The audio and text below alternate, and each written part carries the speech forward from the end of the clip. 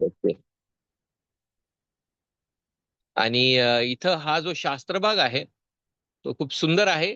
येशू जो आहे आपला प्रभू येशू ख्रिस्त, त्याने सुंदर 3.5 वर्ष सेवा केलेली आहे.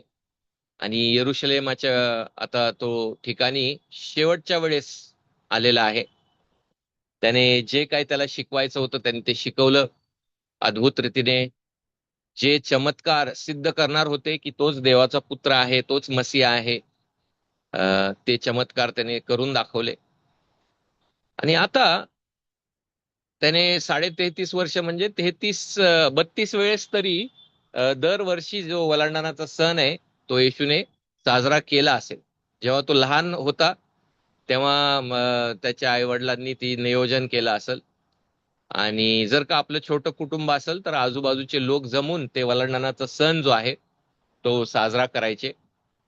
आणि बऱ्याचशा वेळेस आपण प्रभू भोजनाच्या जो पॅसेज आहे तिथं डायरेक्ट आपण ह्याकडे येतो की हा माझा अ, हे ही माझी हा माझा हे माझे शरीर म्हणून ही भाकर आहे. आणि हा नवीन कराराचा रक्ताचा जो प्याला आहे तिथं आपला फोकस असतो आणि चांगला आहे. पण बरंच संदर्भामध्ये आपण विसरून जातो काय चालू आहे. आणि बऱ्याचशा महत्वपूर्ण गोष्टी प्रभू भोजनाबद्दल ज्या आहेत त्या आपण विसरून जातो. तर आज नुकतंच मी एक पुस्तक वाचत होतो. प्रभू भोजनाविषयी खूप सखोलचा आणि सुंदर अभ्यास आहे त्या पुस्तकामध्ये. तर मी विचार केलं की जे सुंदर गोष्टी आहेत त्या सत्याबद्दल त्या आज आपण शिकाव्या. तर प्रभू भोजन जे आहे त्याला एक कृपेचं साधन म्हटलेलं आहे. कृपेचं साधन म्हटलेलं आहे. तर आपल्या ख्रिस्ती जीवनामध्ये प्रभू भोजनाद्वारे आपलं तारण होत नाही. काही काही लोकांचं असा विचार असतो की मी खूप ह्या महिन्यामध्ये पाप केलेले आहेत, आता मी प्रभू भोजनाचा विधी केला तर त्या विधीद्वारे ऑटोमॅटिक माझं शुद्धीकरण होणार. तसं नाही. रोमन कॅथलिक जी मंडळी आहे जे लोक आहेत त्यांचा असा विचार आहे की ऍड ऑपेरा म्हणून असं लॅटिन शब्द आहे. म्हणजे काय की तिथं तुम्ही विश्वास ठेवला न ठेवला, तुम्ही पश्चातापी हृदय आणलं नाही आणलं, फक्त ते घेण्याद्वारेच डायरेक्ट तुम्ही जे आहे प्रभूचं डायरेक्ट शरीर तुम्ही खात आहे आणि प्रभूचं डायरेक्ट रक्त पित आहे. अं, तो फादर जो असतो प्रिस्ट त्याच्याकडे अधिकार असतो आणि तो काय काय बोलतो. आणि मग त्यावेळेस साक्षात ते प्रभूचं शरीर बनतं आणि साक्षात ते प्रभूचं रक्त बनतं. मग अगोदर मंडळीमध्ये पण भरपूर विचार होता की मग ते कुणाच्या तोंडातून एक छोटस खाली पडलं, तोंडातून एक चुरा, तर मग ते प्रभूचं शरीर पडलेलं आहे आणि मुंग्यांनी खाल्लं, तर बरेचसे प्रश्न आहेत मंडळीच्या इतिहासामध्ये. तर आपण प्रोटेस्टंट जे आहोत आपण तसं विश्वास ठेवत नाही की ऑटोमॅटिकली आपला विश्वास असो नसो डायरेक्ट ते प्रभूचे शरीर आपण खात आहोत, डायरेक्ट प्रभूचं रक्त आपण पित आहोत. तसं आपण त्याला ट्रान्ससबस्टॅन्शिएशन म्हणतात. तसं आपण विश्वास ठेवत नाही. पण प्रोटेस्टंट जगामध्ये पण अ, प्रभूच्या मेजाबद्दल विविध विचार आहेत. रिफॉर्मेशन जेव्हा घडलं, पुन्हा एकदा बायबल शास्त्राकडे आले, तरी जे मोठे रिफॉर्मेशनचे योद्धे जे देवाने तयार केले, उदाहरणार्थ zwingli, त्याच्या अभ्यासानुसार त्याचं एक वेगळीकडे त्याचं फोकस किंवा त्याचा जो आहे वजन त्यांनी एका वेगळीकडे दिलं. आणि zwingli जो आहे त्याचं वजन ह्याच्यावर होतं किंवा त्याचा फोकस ह्याच्यावर होतो की येशू म्हटलेला आहे किंवा पाऊल म्हटलं आहे की माझ्या स्मरणार्थ तुम्ही करा, स्मरणार्थक तुम्ही करा. तर मेमोरियल व्ह्यू म्हणतात त्याला. तर zwingliचा फोकस ह्यावर होता की प्रभूचा मेज जो आहे फक्त एक स्मरण आहे प्रभूचं. आता डायरेक्ट बायबलमध्ये लिहिलेलं आहे की हे स्मरणार्थक तुम्ही करा, मग त्याला कोणच चॅलेंज करू शकणार नाही. तर ते खरं आहे की आपण स्मरणार्थ म्हणजे जेव्हा आपण प्रभूचं जो मेज घेतो ते भाकर आपल्याला प्रभूच्या शरीराची आठवण करून देते. आणि तो जो प्याला आहे तो प्रभूच्या रक्ताचा आठवण करून देते. आणि आपण स्मरणात आणतो की प्रभूचं बलिदान आपल्यासाठी. हे खरं आहे आणि बरोबर आहे. पण zwingli तिथंच थांबला. तो म्हटला एवढंच, ह्याच्या पलीकडं त्याच्यामध्ये काही नाही. पण लुथर जो आहे खूप आवेशी होता. आणि लुथर म्हटला नाही, प्रभू म्हटला हे माझं शरीर आहे आणि हे माझं रक्त आहे. मग लुथरनी त्याच्यावर भर दिला. हे माझं शरीर आहे, हे माझं रक्त आहे म्हणजे काय? कॅथलिक लोकांसारखं लुथर म्हटला की त्याचं बदल होत नाही साक्षात प्रभूच्या शरीरामध्ये आणि त्याच्या रक्तामध्ये. पण त्याने कॉन्सबस्टॅन्शिएशन असं सांगितलं की मला ते वचन सोडायचं नाही की येशू म्हटला की हे माझं भाकर आहे.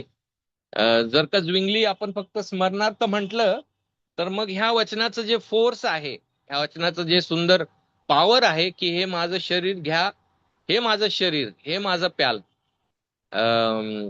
तर लुथरचा फोकस कशावर होता की ते साक्षात प्रभूचं रक्त आणि हे बदलत नाही, बनत नाही. पण कॉन्सबस्टॅन्शिएशन म्हणजे प्रभूचं सानिध्य जे आहे, विशेष करून त्या विधीमध्ये त्या भाकरीच्या अवतीभवती आणि त्या प्याल्याच्या अवतीभवती कॉन्सबस्टॅन्शिएशन म्हणजे काय? अवतीभवती ते बदलत नाही प्रभूचं शरीर आणि रक्त. पण प्रभूचं सानिध्य मंडळीसाठी देण्यात येतं एक विशेष रीतीने, जेणेकरून त्या भाकरीच्या अवतीभवती in with and under, on with and under, म्हणजे ते बदलत नाही. पण प्रभूचं सानिध्य, प्रभू स्वतः म्हणत आहे की this is my body, this is my blood.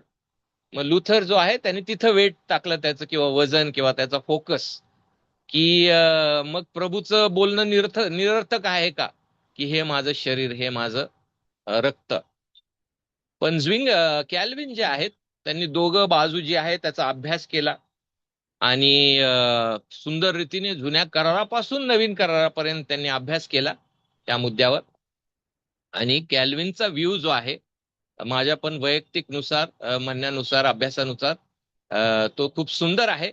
आणि त्याचं व्ह्यू म्हणजे स्पिरिच्युअल प्रेझन्स, की प्रभूचं आध्यात्मिक सानिध्य आणि आध्यात्मिक पालन पोषण होतं. तर आध्यात्मिक सानिध्य म्हणजे प्रभू तिथंच असतो स्वर्गामध्ये, पण ह्या विधीमध्ये एक विशेष रीतीने तो मंडळीमध्ये असतो आणि जणू काही मंडळीला वर त्याच्या पवित्र आत्म्याद्वारे तो आपल्याला तिथं त्याच्या सिंहासनाजवळ खेचतो आणि त्या मेजाकडे बसवतो आणि आपल्याला त्याचा विजय दाखवतो, आपल्याला त्याचं क्रूस कार्य दाखवतो. आणि त्याच्यावर मनन करत असताना, त्याच्या क्रूस खांबावर मनन करत असताना आपण जे आहे रिकामी हाती परत येत नाही त्याच्या सानिध्यातून. कारण त्याच्या मेजाजवळ बसल्यानंतर, मग त्याने त्याच्या क्रूसाची आठवण आपल्याला केल्यानंतर, आणि बायबलमध्ये स्पष्टपणे लिहिलंय की आपली सहभागिता होते. पहिले करिंथमध्ये आपली त्याची संगती कोइनोनिया होता, आपल्या प्रभू संगती सहभागिता होती. पहिले करीन 10:11 मध्ये हे आहे. तर मग कॅल्विन म्हटले की ह्याद्वारे आपण विश्वासाने जेव्हा क्रुसावर मनन करतो आणि हे विधी जे आहे त्याच्यात भाग घेतो, तेव्हा आपलं एक विश्वासाद्वारे आध्यात्मिक एक पालन पोषण होतं. विश्वास लागतो, त्याने विश्वासाने ते आपण घेतो आणि क्रुसावर भरोसा टाकतो, क्रुसाची आठवण करतो, क्रुसाचे शब्द ऐकतो. म्हणून विश्वासाद्वारे आपण ती एक आध्यात्मिक फेलोशिप, एक आध्यात्मिक कोइनोनिया, भागीदारी हा शब्द वापरलेला आहे पहिले करीन 10:11 मध्ये, तसं होती. आणि जेव्हा आपण त्याच्या मेजासंगती बसतो, मेजाला बसतो, तेव्हा कधी रिकामे हाती परत येत नाही. तर आपण एका प्रकारे प्रोत्साहित होऊन, आध्यात्मिक रीतीने रिफ्रेश होऊन, आध्यात्मिक रीतीने ताजतवाना होऊन पुन्हा एकदा आपण घरी जातो. हा कॅल्विनचा व्ह्यू आहे. म्हणजे स्मरण तर आहेच क्रूसाचं, पण त्या स्मरणापलीकडं एक आध्यात्मिक पालन पोषण. आणि कॅल्विननी बारकाईने अभ्यास जेव्हा केला तेव्हा त्याने पाहिलं की हे बघा, ह्या विधीमध्ये बघा, येशू आपल्याला भरवत आहे. भाकर वापरण्यात आलेली आहे. भाकर कुठं जाती बरं? शोकेश मध्ये जाती का? आपण ती घेतो आणि स्वतःचं पालन पोषण करतो. आणि तो प्याला जो आहे तो घेतो आणि स्वतःचं पालन पोषण करतो. तर प्रभूने हे दिलेलं आहे आणि त्याद्वारे जेव्हा आपण आध्यात्मिक रीतीने त्याच्यावर लक्ष केंद्रित करतो तेव्हा आपलं पालन पोषण होतं. तर माझ्या वैयक्तिक ह्याच्यामध्ये कधीच मी हे ऐकलेलं नव्हतं. भरपूर प्रश्न होते की असं काय आहे. मला तर वाटायचं फक्त स्मरणार्थ आहे, आपण स्मरण करतो आणि घरी जातो, कारण प्रभूने आज्ञा दिलेली आहे. हो, ते खरं आहे. पण त्या पलीकडं एक स्पिरिच्युअल नरिशमेंट व्ह्यू ह्याबद्दल आपण आज बघणार आहोत. आणि ह्या पुस्तकामध्ये पण सुंदर रीतीने हे सिद्ध केलेलं आहे. तर जर का तुम्ही तुमच्या स्क्रीनकडे पाहिलं तर प्रस्तावनेमध्ये एक मुद्दा आपल्याला लक्षात घ्यायचा आहे की मी ही जी फाईल आहे ती ह्याच्यावर पण टाकू का?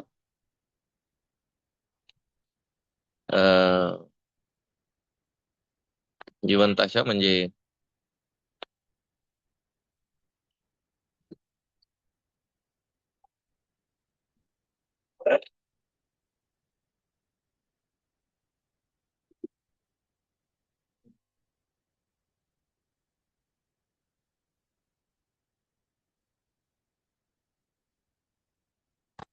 लॉग इन करायची गरज नाही पडणार, मग इकडे जे बसलेले लोक आहेत ते ते नोट्स उघडून पाहू शकतील.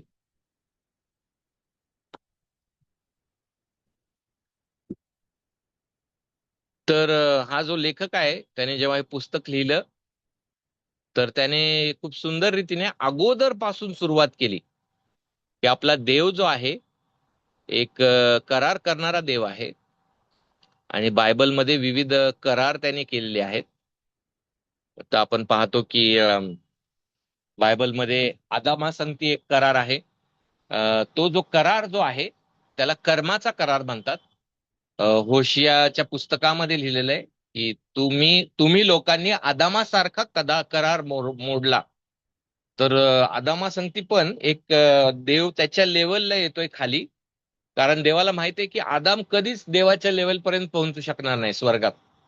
पण देव त्याच्या लेवलला येतोय आणि म्हणतोय की ठीक आहे, मी तुम्हाला एक ऑफर देतोय, तुला एक ऑफर देतोय, तू आज्ञा पाळशील तर मग एक दिवस तू माझ्या संगती येऊन राहशील, आणि मोडशील तर नक्की मरशील.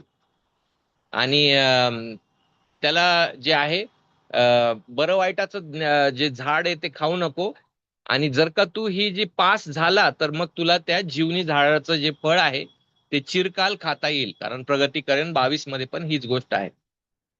मग आपण पाहतो की नोआचा करार जो आहे, ऑफिशियली पहिल्या वेळेस नोआचा करार जो आहे उत्पत्ती 9:13 मध्ये हा शब्द वापरलेला आहे. देवाने एक करार केला नोआ संगती, आणि तो जो नोआचा करार आहे तो असा आहे, देव म्हणत आहे की मी पुन्हा एकदा पृथ्वीचं ह्या पाण्याद्वारे जलप्रलयाद्वारे नाश करणार नाही. तर त्या करारामध्ये देव काय करत आहे, तो म्हणतोय की माझी तारण योजना आहे, त्या स्त्रीच्या बीजाद्वारे माझी एक तारण योजना आहे. आणि ती तारण योजना म्हणजे माझ्या पुत्रासाठी मी एक वधू जिंकणार आहे, जुन्या कराराचे आणि नवीन कराराचे संत. आणि ते सर्व हासिल होऊपर्यंत मी पुन्हा एकदा असा जलप्रलय आणणार नाही. तर एका प्रकारे देव जो आहे त्याचं पृथ्वीला भस्म करणार नाही, माझी योजना मी पार पाडणार, आणि माझे सगळे निवडलेले लोक जे आहे, माझी वधू, माझ्या पुत्राची वधू मी जिंकणार. तशा प्रकारचा तो करार आहे. आणि एक विशेष करून जेव्हा तो करार करायचा आपला देव, तर तिथं आजूबाजूला आपण एक कराराची एक खूण, कराराची एक गोष्ट तो देतो, एक चिन्ह आणि एक शिक्का तो देतो. तर नोआच्या करारामध्ये काय खून किंवा शिक्का दिला देवाने प्रॉमिस केल्याबरोबर, की मी पुन्हा एकदा जलप्रलय पाठवणार नाही? आकाशात काय दिलं देवाने? मेघ. मेघ काय म्हणतात त्याला? धनुष्यबाण. नाही, काय म्हणतात? मेघ धनुष्य, इंद्रधनुष्य, इंद्रधनुष्य, बरोबर. रेम्बो. Yes, rainbow, rainbow. मग आपण पाहतो की उत्पत्ती 17 मध्ये देवाने अब्राहमासंगती करार केला, आणि अब्राहम जो आहे गाढ निद्रेमध्ये होता. आणि तोपर्यंत आपण उत्पत्तीमध्ये शापच पाहतोय. तोपर्यंत मनुष्य मात्र जे आहे भटकतं, पापामध्ये पडतं. पण अब्राहमासंगती जेव्हा देव करार करतो तेव्हा आशीर्वादाची भाषा वापरतो, आणि त्याला म्हणतो की मी तुला आशीर्वादित करणार. फार सुंदर तो करार आहे. पण तिथं एक चिन्ह आणि एक शिक्का देतो देव पुन्हा अब्राहमाला, तो करार केल्यानंतर. आणि ते काय होतं बरं अब्राहमाला? चिन्ह किंवा शिक्का काय होता? जेणेकरून आश्वासन मिळेल अब्राहमाला, की जे देव बोललेलं आहे ते खरं तो करणार, पुरं तो करणार. येस, ती अभिवचन होतं, पण काय चिन्ह किंवा शिक्का दिला देवाने काहीतरी. जसं रेनबो दिला, जसं इंद्रधनुष्य दिलं, तसं सुनता अब्राहमाला काय दिलं? हा, सुनता सुनता सुनता. सुनता सुनता. Very good, very good. तर सुनता जे आहे ती दिली. तर अब्राहम जो आहे स्वतःकडे पाहत असताना पण त्याला त्या अद्भुत अभिवचनांची आठवण व्हायची. त्यांच्या घरामध्ये एक मूल जन्मल्यावर 8व्या दिवशी, तेव्हा त्यांना पुन्हा एकदा एक आठवण व्हायची की एक दिवस देव जो आहे त्याचे सगळे अभिवचन पुरे करणार आहे आणि आम्हाला शापापासून आशीर्वादामध्ये आणणार आहे. आणि ह्या पूर्ण सृष्टी, ह्या जगाच्या कुटुंबाला आशीर्वाद भेटणार आहे. निर्गम 24 मध्ये पण इवन मोशेच्या करारामध्ये शब्बाताला एक चिन्ह म्हटलेलं आहे. शब्बात जोडला देवाने. शब्बात पण एक चिन्ह आपण पाहतो. आणि निर्गम 12 मध्ये वलांडणाच्या वेळेस काय शिक्का आणि किंवा काय हे दिलं देवाने? येस, ते कोकऱ्याचं रक्त जे आहे तुम्ही कपाळपट्टीवर लावा. आणि दरवर्षी हे वलांडणाचं मेजवानी त्यांना करायची होती. वलांडणाचा सण पाळत असताना एक मेजवानी देवाने निर्माण केली, स्थापना केली. ते पूर्ण परिवार बसून ते खायचे. कमरबंद लावून का बरं खायचे ते रात्री? हो बरोबर, कारण देव त्यांना तडकाफडकी बाहेर काढणार होता. आणि मग तो जो आहे बकरा, तो पूर्णपणे त्यांना खायचा होता, काही सोडायचं नव्हतं.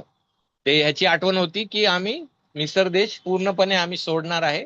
देव आम्हाला परिपूर्ण विजय देणार आहे आणि बाहेर काढणार आहे. तर इथं बोलण्याचं तात्पर्य हे आहे की देव करार करतो आणि एक चिन्ह, एक आश्वासन, एक शिक्का पण देतो. दुसरी गोष्ट म्हणजे देव जुन्या करारामध्ये भरपूर असे सण देत होता त्याच्या लोकांना. तर वलांडणाचा सण, तिथं पण एक मेजवानी. आणि मग निर्गमच्या पुस्तकामध्ये एक असं वाक्य आहे की ते जे 70 आहे ते डोंगरावर गेले आणि तिथं देवाच्या समक्षतेत ते खाल्ले पिल्ले आणि मेले नाही.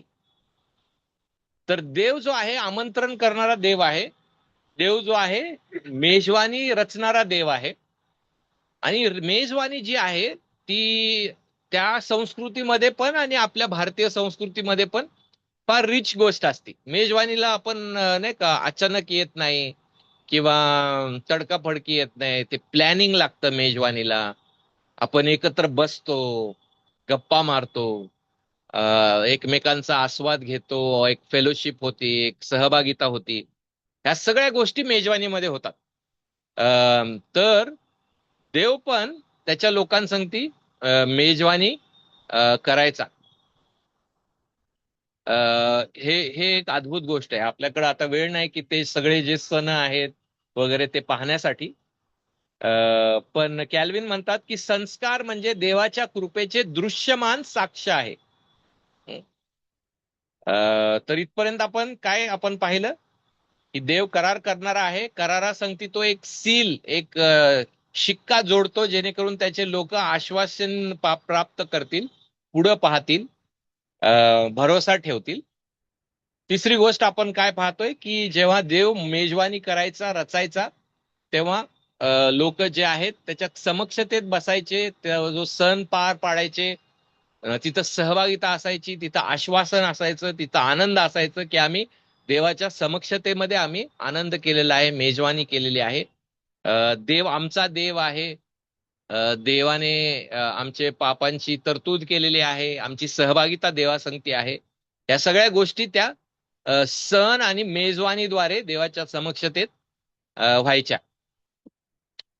त्याकडे आपण पुन्हा एकदा येऊ. पण इथं दुसरा मुद्दा असा आहे की नवीन कराराचे चिन्ह आणि शिक्का हे आहे हायडलबर्ग कॅटेकिझम पण म्हणतंय की देव विधी संस्काराद्वारे विश्वास दृढ करतो. कॅल्विन म्हणतात प्रभू भोजनामध्ये देव आपल्या वचनांची शिक्का आपल्या अंतकरणात मारतो. प्रभू भोजन विश्वासूंना देवाच्या करारातील वचनाची खात्री देते. तर आतापर्यंत आपल्याला प्रभुभोजन भीतीदायक होतं फक्त की मी परफेक्ट असायला पाहिजे ते प्रभुभोजन घेण्यासाठी.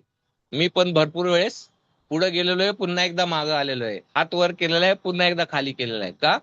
कारण आपल्याला असं एक भय असतं की बापरे मी पूर्णपणे रेडी आहे का. तर आत्मिक तयारी जी आहे ती पण महत्वाची आहे, त्याबद्दल आपण पाहणार आहे.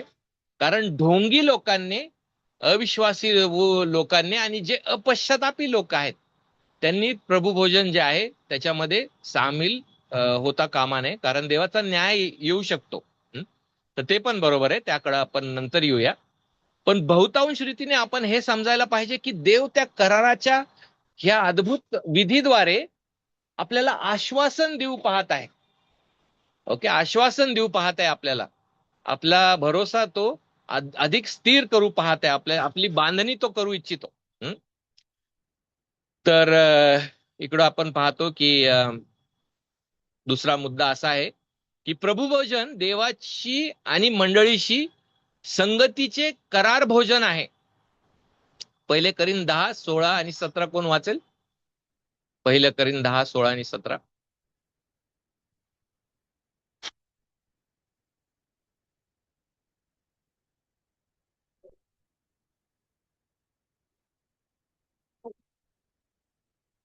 तो आशीर्वादाचा प्याला आपण आशीर्वादित करतो.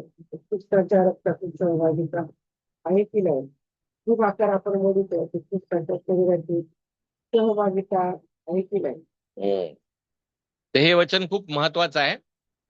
हे वचनावर जितकं आपण मनन केलं तितकं मग आपण कन्व्हिन्स होऊ की कॅल्विन जे आहे त्यांचा अभ्यास जो आहे बरोबर होता. स्मरण पण आहे, पण स्मरणापलीकडं तिथं एक सहभागिता आणि भागीदारी पण होती. करार भोजन. कोणीतरी व्यवस्था विवरण म्हणजे ड्यूट्रॉनॉमी 12 आणि 7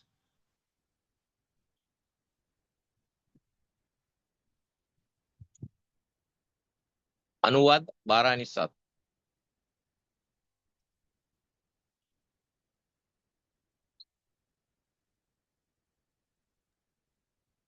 त्याच स्थानी तुम्ही आपले भोजन करावे, ज्या ज्या कामात तुम्ही हात घालाल त्यात तुमचा देव तुम्हाला यश देईल. तर तुम्ही मग तुमच्या घरच्या निमित्ताने त्या स्थानी उत्सव करावा. तर इथं देवाच्या समक्षतेत ते भोजन करणार आहेत, उत्सव करणार आहेत. आणि जेव्हा इस्रायल करार मोडून दास्यात जायचं तेव्हा मग ते सण वगैरे पाळता येत होते का त्यांना? तर शापाचा तो भाग होता त्यांच्यावर की तुम्ही करार मोडलेला आहे. संयमाने मी तुमच्या माग कितीतरी इशारे दिलेले आहेत. तर ह्याच्या उलट व्हायचं, देवाच्या समक्षतेत आनंदाने, सहभागितेने, सुखरूपतेने बसण्याऐवजी ते मग रडायचे आणि म्हणायचे की ते काय दिवस होते, आम्ही यरुशलेम मध्ये देवाच्या समोर आनंद उत्सव करायचो आणि त्या मेजामध्ये आम्ही भाग घ्यायचो. तर प्रभुभोजन म्हणजे उठलेल्या ख्रिस्ताशी करारातील संगती आहे असं वॉटर्स म्हणतात त्यांच्या पुस्तकामध्ये. विश्वासी प्रभुभोजनात ख्रिस्ताशी खऱ्या अर्थाने संगती अनुभवतात, कॅल्विन म्हणतात. तर तिथं देवाशी मेलमिलाप, रेकन्सिलिएशन आणि मंडळीची एकता आपल्याला पाहायला नवीन करारामध्ये. आणि करारातील आनंद, ह्या 3 गोष्टी कॅल्विन म्हणतात. आपण जेव्हा नवीन कराराची मंडळी या नात्याने जमतो आणि विधीमध्ये भाग घेतो तेव्हा जुन्या करारामध्ये पण त्या लोकांना आनंद वाटायचा की देवाने आम्हाला हे साजरा करण्यासाठी बोलवलेले, देवाच्या समक्षतेत आम्ही मेजवानी करत आहोत. तर एका प्रकारे त्यांना मेलमिलाप झाल्याचा आनंद व्हायचा. का? कारण अगोदर अर्पण व्हायचे, अगोदर पाप विमोचन व्हायचं त्या जुन्या कराराचे जे याजक आहेत त्यांच्याद्वारे, आणि मग ते साजरा करायचे सण. तर नवीन करारामध्ये पण आपण काही अर्पण करत नाही. पुन्हा एकदा आपल्याला एकदाच अर्पण मिळालेलं आहे, येशू ख्रिस्त.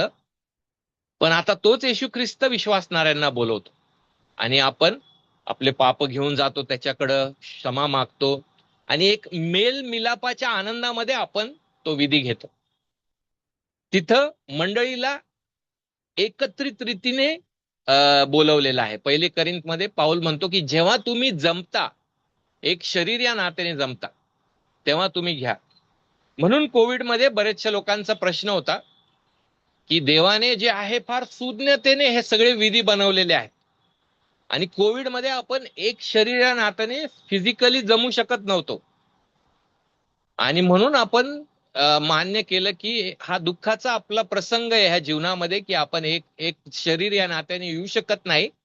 आणि म्हणून आपल्या मंडळीने ठरवलं की मग आपण प्रभू भोजन पण तसं ऑनलाईन घेऊ शकत नाही. का? कारण पाऊल म्हणतो जेव्हा तुम्ही एकत्रित येतात तेव्हा तुम्ही एकत्रित हे घ्या आणि हे एक ख्रिस्ताचं जमलेल्या शरीराचं ती भाषा आहे. ख्रिस्ताचं शरीर जमलेलं आहे, एकता जी आहे त्याची ती भाषा आहे आणि एकत्रित आपण ते घेतो आणि आनंद करतो. तर प्रियांनो, म्हणून पहिले करीन 10:11 मध्ये ते गंभीर इशारे ह्यामुळे दिलेले आहे की ते शरीराचं जे आहे मर्म ओळखत नव्हते की प्रभूने मंडळीला त्याच्या शरीराचा भाग बनवलेला आहे आणि सर्व बिलीवर, सर्व विश्वासणारे, सुशिक्षित असो, अशिक्षित असो, श्रीमंत असो, गरीब असो, गोरे असो, काळे असो, भारताच्या कान्याकोपऱ्यातून असो, इंटरनॅशनल असो, ते सर्व येशूच्या अवयवाचे भाग आहेत. आणि पहिले करिंथमध्ये ग्रुपिझम चालू होतं. मी पौलसचा, मी अपोलोसचा, मी ख्रिस्ताचा, मी पेत्राचा. आणि मग जे श्रीमंत विश्वासणारे होते ते काय करायचे की तिथं येऊन पहिलं पंक्तीला बसायचे आणि प्रभू वजनाचा मेज जो आहे जेवणासंगती ते घ्यायचे.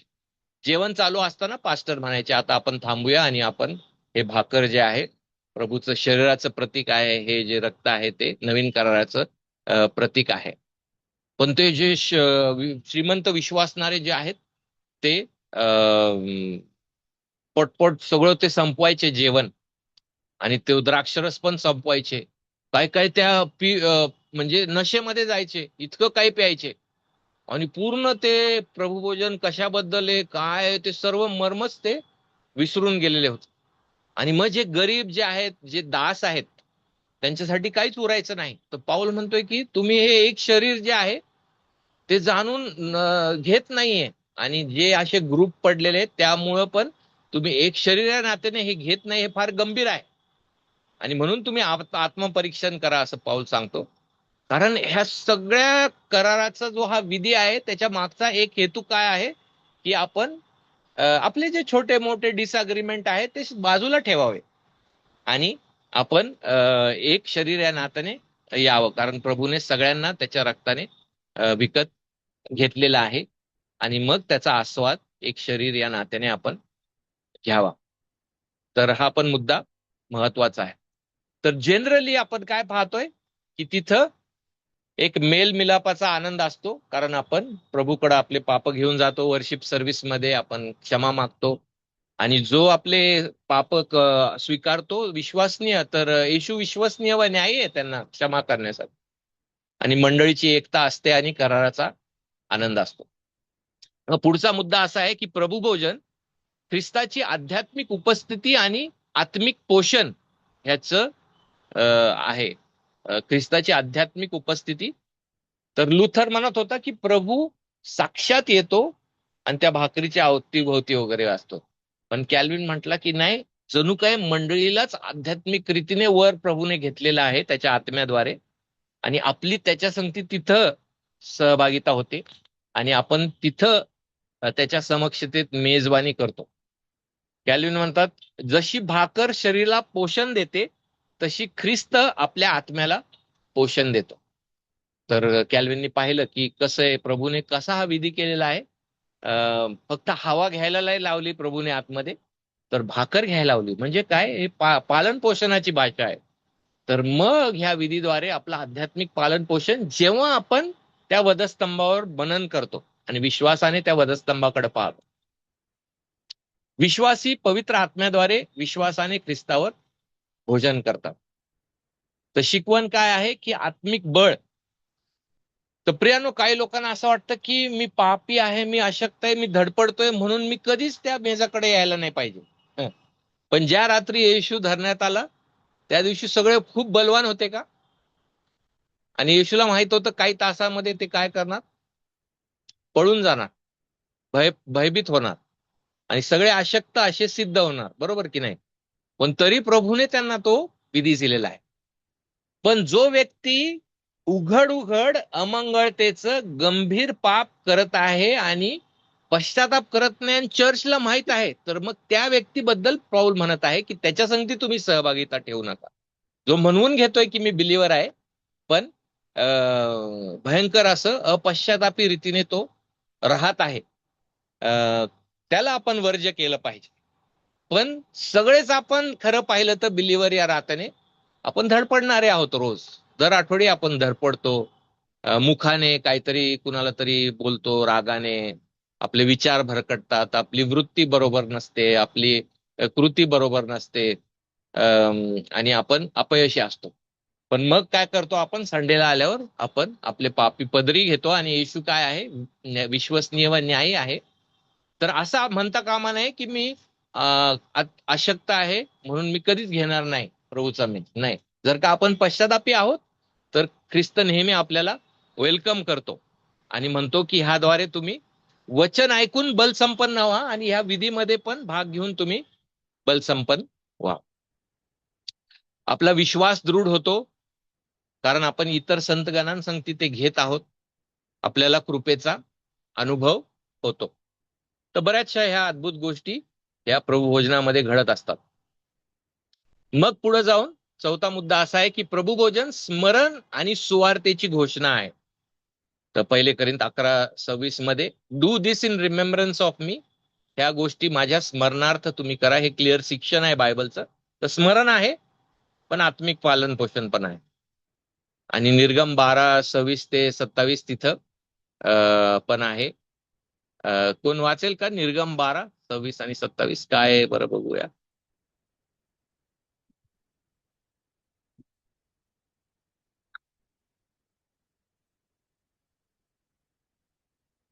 बाळा, 26 आणि 27.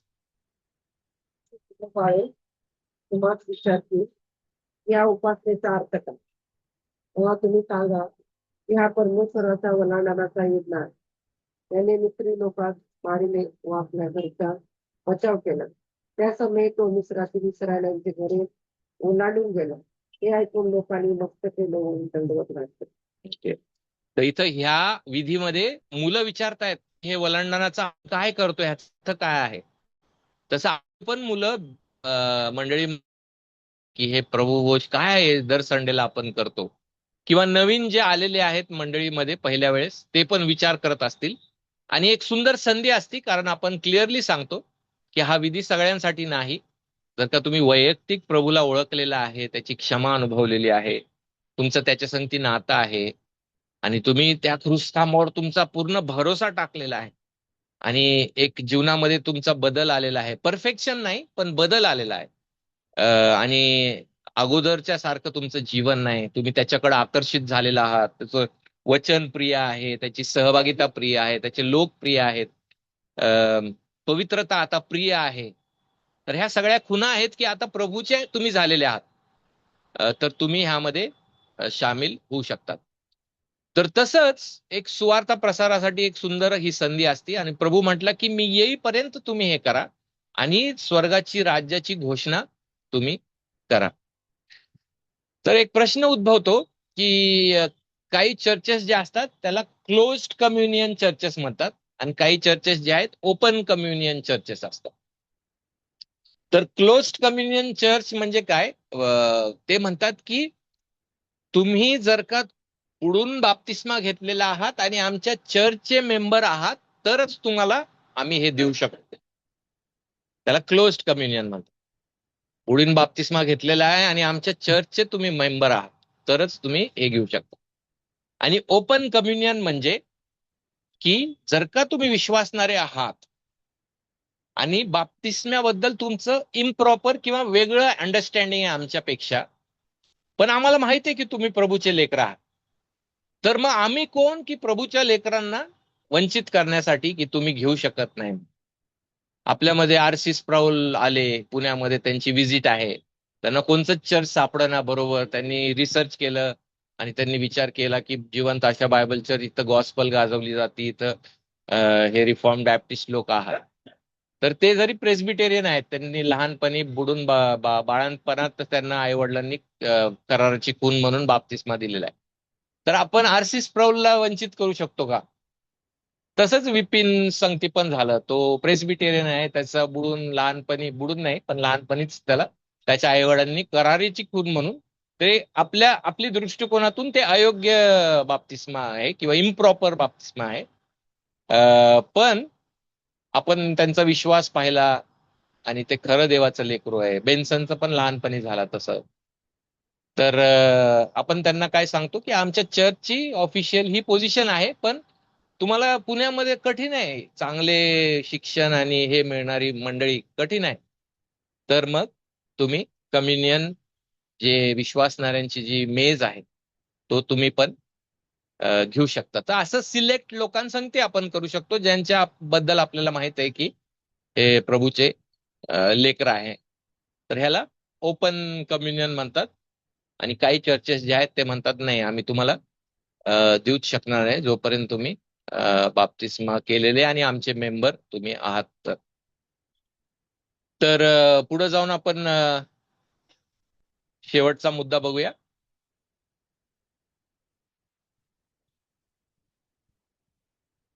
प्रभुभोजन ख्रिस्ताच्या तारणमय मृत्यूची जाहीर घोषणा करते. तिथं तारणाची आठवण होते, सुवार्तेची घोषणा होते. गौरवाची आशा म्हणजे काय की आपण म्हणतो की एक दिवस आपण साक्षात प्रभू संगती त्या कोकराच्या लग्नामध्ये, त्या मेजवानीमध्ये आपण भाग घेणार आहोत. तर आपण पुढं पण पाहतो, मागं पण पाहतो की मला प्रभूने सोडवलेलं आहे. आज मला तो ह्याद्वारे बल संपन्न करणार आहे, मी त्याच्या क्रुसावर मनन करत असताना. आणि आपण पुढं पण पाहतो की एक दिवस मी साक्षात प्रभूच्या सानिध्यात जगभरचे जे अगणित जुन्या करारापासून नवीन करारापर्यंत जे विश्वासणारे आहेत त्यांच्या साक्षात समवेत मी त्या मेजवानीचा आनंद घेणार आहे. आणि लास्ट मुद्दा असा आहे की प्रभुभोजन म्हणजे आत्मपरीक्षण आणि विश्वासाची हाक. पहिले करिंथ 11 मध्ये 28 ते 29 मध्ये लिहिलंय की सर्वांनी आत्मपरीक्षण करावे. पण मी तुम्हाला ऑलरेडी सांगितलं की तो आत्मपरीक्षण का करावे म्हणत आहे, कारण परिस्थिती करिंथ मध्ये खूप गंभीर होती. ते एकमेकांसाठी वाट पाहत नव्हते, दुसऱ्यांसाठी ते ठेवत पण नव्हते शिल्लक. काही पिलेल्या अवस्थेत चालले होते ते पित असताना. आणि ग्रुपिझम होती त्यांच्यामध्ये, अमंगळता होती आणि अपश्चातापी रीतीने असंच ते पापामध्ये बरेचसे लोक राहत होते. तर पाऊल तिथं म्हणत आहे की तुमचं स्वपरीक्षण करा. कारण ते जेव्हा विधी घेतो आपण तेव्हा आपण काय म्हणत आहे की मी कराराचं लेकरू आहे, की मी जे आहे माझी प्रभूसंगती भागीदारी आहे आणि मी त्या शरीराचा भाग झालेलो आहे आणि मी त्या रक्ताचा स्वीकार केलेला आहे, मी त्या वधस्तंभाच्या कार्याचा स्वीकार केला. मग तसं जर का आपण म्हणतो पण उघड अपश्चातापी भयंकर तट पाडणारे असं जगतो, तर मग आपण ढोंगी आहोत आणि खरे नाही. आणि हा विधी जो आहे सगळ्यांसाठी नाही. म्हणून प्रभूने तिथं ताडण जोडून दिलेलं आहे, गंभीर शिक्षा जोडून दिलेली आहे, जेणेकरून आपण पश्चाताप करावा. कारण बरेचसे लोक झोपी गेलेले होते करणच्या मंडळीमध्ये आणि मरण येत होतं, काहींना आजारी पडत होतं. तर एक प्रकारे गंभीरता पण आहे याच्यामध्ये. प्रभुभोजनाचा लाभ मिळण्यासाठी विश्वास आणि पश्चातापाने यावे. आणि प्रभुभोजन आत्मिक बळ शोधणाऱ्या पश्चातापी विश्वासांकरिता आहे. तर शिकवण काय आहे की पवित्रता जी आहे गरजेची आहे ख्रिस्ती जीवनामध्ये. नम्रता, आपण मान्य करतो आपले पाप आणि त्याच्या क्रूस खांबावर विश्वास ठेवतो. आणि गंभीरता पण महत्वाची आहे. तर अंतिम निष्कर्ष काय आहे की हे कराराचे चिन्ह आहे. इथं देवाशी संगती आपण दाखवतो, आपले आध्यात्मिक पालन पोषण होते, सुवार्तेची घोषणा होती आणि आपण आत्मपरीक्षण केले पाहिजे. आत्मपरीक्षण म्हणजे कसं की असं एवढं सखोल आत्मपरीक्षण की मी क्रुसालाच विसरून जातो, आणि एवढं सखोल आत्मपरीक्षण की एका प्रकारे त्या अशक्तपणामध्ये पण मी गर्व मिळवतो की बघा मी किती नम्र आहे की मी प्रभुभोजनच घेत नाही. असं नाही. आत्मपरीक्षण म्हणजे एक जनरल आत्मपरीक्षण की होय मी पापी आहे, मी धडपडतो विविध एरियामध्ये प्रभू, पण तू माझ्यासाठीच आला आणि माझा भरोसा तुझ्या रक्तावर आहे. त्या रक्ताखाली तू मला धू. पुन्हा एकदा तुझं वचन म्हणतं की तू विश्वसनीय व न्यायी आहे मला सर्व अपराधांची क्षमा करण्यासाठी. तर आपण स्वतःकडे पण पाहतो, पण 10 वेळेस त्या क्रुसाकडे पण पाहतो. प्युरिटन लोक म्हणायचे की एक आत्मपरीक्षण आपण केलं तर 10 वेळेस क्रुसाकडे बघा म्हणायचे. तर त्या प्रकारचं हे आत्मपरीक्षण आहे.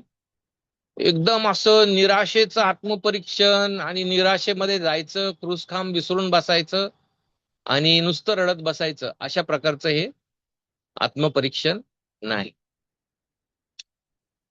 तर कराराचा विधी हा खूप सुंदर आहे. देव तुमच्यात आहे ह्याची आठवण आहे आणि एक दिवस तो आपल्यासाठी येईल. तर असं एक पूर्ण अंडरस्टँडिंग गरजेचं आहे प्रभूच्या मेजाबद्दल. अगोदर आपलं अंडरस्टँडिंग होतं की फक्त हा विधी आहे आणि एक स्मरण आहे आणि आपण प्रभूने आज्ञा दिली म्हणून करायचं. आणि बऱ्याचशा वेळेस भीतीदायक ते होतं, वर्षातून एकदाच होतं, महिन्यातून एकदाच होतं आणि खूप परफेक्ट असायला पाहिजे आपण मगच ते घेतलं पाहिजे, एक अशी अंडरस्टँडिंग होती आपली. पण आज आपण जुन्या करारापासून पाहिलेलं आहे की देव मेजवानीला बोलवणारा देव आहे आणि माझ्या समक्षतेत तुम्ही हे करा, कारण मी तुमच्यासाठी ते अर्पण पुरवलेलं आहे आणि त्यावर तुम्ही भिस्त ठेवा आणि तुमचं ह्याद्वारे आत्मिक पालन पोषण होऊ द्या. आणि हो, आत्मपरीक्षण पण करा. उगच मला तुम्ही सहजता घेऊ नका, अपश्चातापी रीतीने तुम्ही येऊ नका. पण तरी देखील पश्चातापी रीतीने येत असाल तर नक्की या आणि माझ्यावर भिस्त टाका आणि तुमचं पालन पोषण होऊ द्या. असा योग्य अर्थ आहे मग या प्रभू भोजनाचा विधीचा. तर इथं आपण थांबूया. काही आपले प्रश्न आहेत का किंवा काही विचार आहेत का?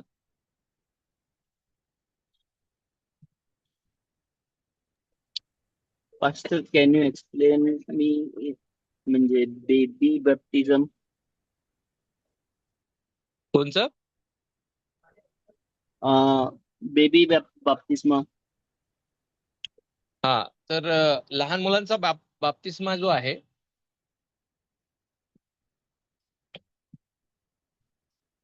अगोदरची जी मंडळी आहे ती नाही का, जो इथोपियन होता तो पाण्याच्या बाहेर आला असं बायबलमध्ये लिहिलंय. फिलिप आणि तो रथामध्ये चढला आणि मग ते एक नदीच्या किनारी थांबले आणि मग तो जो हापशी संड आहे तो म्हटला की मी तयार आहे बाप्तिस्मेसाठी, मी विश्वास ठेवलेला आहे. तर तिथं बायबल सांगतंय की तो पाण्यामधून बाहेर आल्यावर म्हणजे तो बुडून फिलिपने तिथं बाप्तिस्मा केला. तर आपलं जो विश्वास किंवा विचारसरणी काय आहे की जुन्या करारामध्ये सुंता दिलेली होती आणि ती सुंता पुढं दर्शवित होती की काहीतरी अद्भुत येणार आहे. आणि मग ख्रिस्त आला आणि बायबल कलसई 2 मध्ये म्हणतंय की त्याने आपल्याला बिना हाताची सुंता दिलेली आहे. कशी? तर त्याच्या नव्या जन्माच्या कार्याद्वारे. आणि सुंता तिथं फार जवळचं नातं आहे बाप्तिस्म्या संगती तिकडं कलसई 2 मध्ये. पण तिथं बाप्तिस्मा जो आहे विश्वासाद्वारे म्हटलेला आहे. तर माझं वैयक्तिक मत असं आहे की अगोदरची मंडळी जी आहे जुन्या करारापासून जेव्हा आपण नवीन करारामध्ये येतो तिथे एक आध्यात्मिक फोकस होता आणि आध्यात्मिक मुलांची ती सुनता करत होती, म्हणजे ज्यांनी विश्वास ठेवलेला आहे. पण मग काय झालं की अगोदरच्या मंडळीमध्ये जसं रोमन कॅथलिक जो विश्वास आहे सगळीकडे पसरला, तसं मग जे अगोदरचे काही जे फादर्स आहेत त्यांनी विचार केला की आई वडील आणि त्यांच्या मुलांना पण दिला पाहिजे म्हणून, बाळांना पण दिला पाहिजे म्हणून. तर हळूहळू तो जो विचार आहे तो पुढे पुढे गेला. आणि मग जेव्हा रेफॉर्मेशन झालं तेव्हा पण हा जो मुद्दा एवढा गव्हर्नमेंट संगती तो हे झालेला होता. आज आपण जे आहे गव्हर्नमेंटचं आपल्याला सर्टिफिकेट मिळतं, आधार सर्टिफिकेट किंवा आधार कार्ड मिळायचं. त्या दिवसांमध्ये जेव्हा रिफॉर्मेशन झालं तेव्हा लहान मुलं जे आहे आणि हे जन्माला आल्यावर तेव्हा चर्च आणि गव्हर्नमेंटचं एवढं जवळचं हे होतं. तर चर्चचं जे शिफारस पत्र आहे की हा याचा बाप्तिस्मा झालेला आहे, तर त्याचा अर्थ होता की चर्चचा पण भाग झालेला आहे आणि ह्या देशाचा पण तो भाग आहे, म्हणजे एवढं जवळचं ते नातं होतं. मग रिफॉर्मेशनचे जे काही लोक आहेत त्यांनी सुंदर रीतीने तारणाचा सिद्धांत वगैरे स्वीकारला. पण ते म्हटले की आई वडील जर का विश्वासणारे असतील तर मग जसं अब्राहम विश्वासणारा होता जुन्या करारामध्ये आणि त्याला सुनता दिलेली होती, आणि ती सुनता जी आहे इसाक विश्वास ठेवो न विश्वास ठेवो तो बाळ होता आणि त्याला ती खून अब्राहमाने दिली, कराराची खून. तर काही बदललेलं नाही. तसंच नवीन करारामध्ये आई वडील विश्वासणारे असतील तर मग ती कराराची खून जी आहे ती आपल्या मुलांना देऊ शकतात. तर विशेष करून रिफॉर्म प्रेस्बिटेरियन जे लोक आहेत ते असं मानत नाही की त्या बाप्तिस्म्याद्वारे त्या लहान मुलाचं परिवर्तन झालेलं आहे किंवा नवा जन्म झालेला आहे, असं ते म्हणत नाही. पण ते म्हणतात की जसं जुन्या करारापासून आहे, अब्राहमाने इसाकाला दिलं, इसाक विश्वासणारा तेव्हा होता किंवा नाही, त्याला कराराची खून दिली, ती म्हणजे सुनता. तसंच नवीन करारामध्ये विश्वासणाऱ्यांनी त्यांच्या मुलांना द्यायला पाहिजे. तर ह्या अभ्यासाद्वारे आपण त्यांचा दृष्टिकोन पाहतो आणि ते जे आहे त्यांचा तंबू अब्राहाम आणि त्याचा करार तिथं ठोकतात आणि मग ते म्हणतात की काहीच बदललेलं नाही, फक्त सुनता जी आहे ती आता बाप्तिस्म्यामध्ये झालेली आहे आणि आता आपल्या लहान मुलांना आपण दिला पाहिजे, असं त्यांचा व्ह्यू आहे. पण जे रिफॉर्म बॅप्टिस्ट पुढं रिफॉर्मेशनच्या वेळेस अजून एक नवीन हे झाले अभ्यास पुढं त्यांनी नेला आणि ते म्हणू लागले की पण जी आत्मिक सुनता जी आहे ती नवीन करारामध्ये ख्रिस्तामध्ये पूर्ण झालेली आहे आणि बिन हाताचा आपल्याला सुनता मिळालेली आहे. आणि आपण नाही का फिलिपाई 6 मध्ये पण लिहिलेलं आहे, फिलिपाई 3 मध्ये लिहिलंय की we are the circumcision who worship God by the spirit. आम्ही आमच्यावरती आध्यात्मिक सुनता झालेली आहे की जे आम्ही देवाची आराधना करतो. तर रिफॉर्म बॅप्टिस्ट लोक म्हटले की नवीन करारामध्ये जसं ती योजना पुढे गेलेली आहे आणि जो आत्मिक फोकस झालेला आहे नवीन करारामध्ये, प्रभूचं घराणं म्हणजे आध्यात्मिक घराणं, विश्वासाचं घराणं, आपण विश्वासाने अब्राहमाचे पुत्र व कन्या झालेलो आहे. तर ते म्हटले की नाही, मग बाप्तिस्मा जो आहे तो आध्यात्मिक मुलांना द्यायला पाहिजे.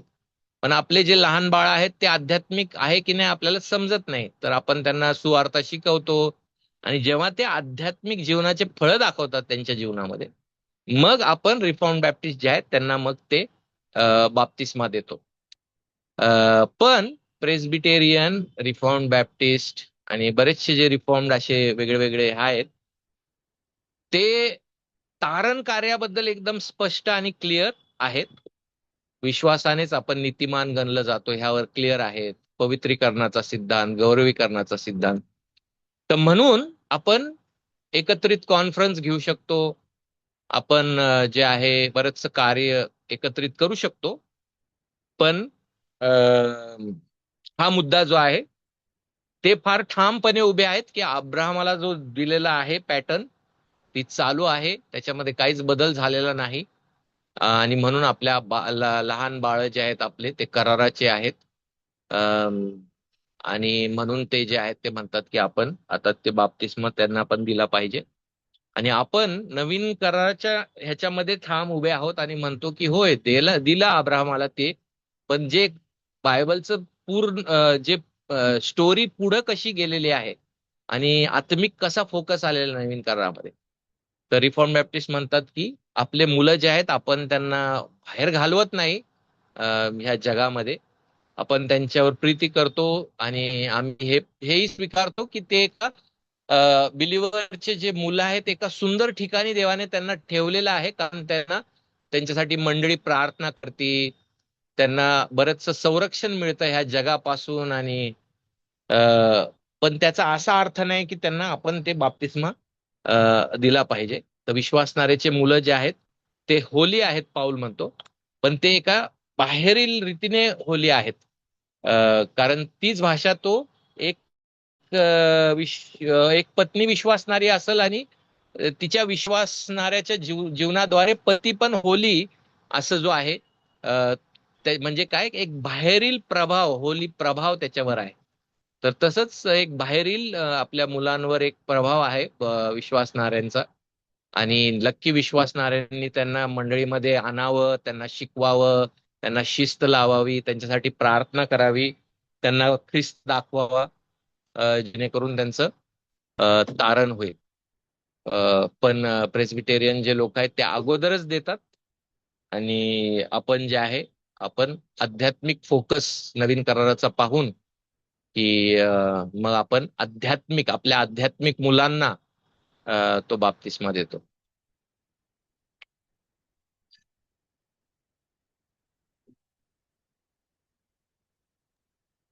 थँक्यू पास्टरजी, सुंदर शिकवला. Okay okay, thank you. ओके, तर मग ह्या संडेला कोण कोण जे आहे भीतीने प्रभू भोजन घेणार? लागूकरण हे आहे की देव आपल्याला मेजवानीला बोलवणारा देव आहे जुन्या करारापासून. आणि ख्रिस्त येशूवर जर का आपला भरोसा आहे तर आपण स्वीकारलं गेलेलं आहे, ख्रिस्तामध्ये नीतिमान गणलं गेलो. होय आपण पापी आहोत, आठवड्यामध्ये आपण कमी कमी केले पाहिजे पाप, आपली वाढ व्हायला पाहिजे. पण आपण जसं आहोत तसं आपल्या ह्या कराराच्या देवाकडे येऊ शकतो, कारण आपण हा करार धरून ठेवलेला नाहीये, तर त्याने हा करार धरून ठेवलेला आहे त्याच्या प्रिय पुत्राच्या रक्ताद्वारे. तर आपण आपले पाप कबूल करून मान्य करून त्याच्याकडे यावं व हा विधी जो आहे तो स्वीकारावा, आपलं नेत्र त्या वधस्तंभावर खेळवावे आणि आपलं आत्मिक पालन पोषण होईल आणि आपल्याला आपला आनंद द्विगुणित होईल. तर आपण प्रार्थना करूया. काही प्रार्थनेच्या विनंत्या आहेत का?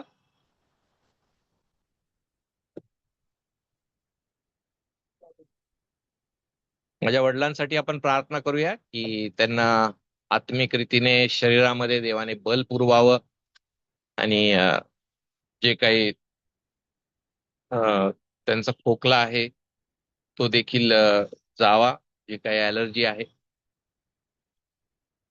आपले काही एक्झाम आहे का मुलांची? हो हो, नेथनला पण बरं नाही, त्यासाठी प्रार्थना करूया. अदाजासाठी पण प्रार्थना करूया, तिला पण बरं नाही सायाच्या खोकल्यासाठी.